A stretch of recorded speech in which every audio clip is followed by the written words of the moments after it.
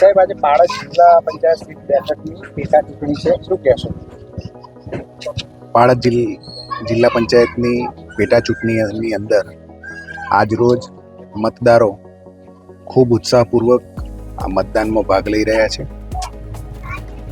ભારતીય જનતા પાર્ટીના ઉમેદવાર પ્રદીપભાઈ પટેલના રાજીનામાને કારણે ખાલી પડેલી આ બેઠક પર સુમિત્રાબેન પટેલનો વિજય થવાનો નિશ્ચિત છે. આ પેટા ચૂંટણીથી જિલ્લામાં ભારતીય જનતા પાર્ટીનું શાસન છે એ મજબૂત બનશે. આ વિસ્તારની અંદર પાળજ જિલ્લા પંચાયતમાં અમારા મંત્રી શ્રી કમલેશભાઈ પટેલ અને ધારાસભ્ય શ્રી વિપુલભાઈ પટેલનો મત વિસ્તાર પણ છે.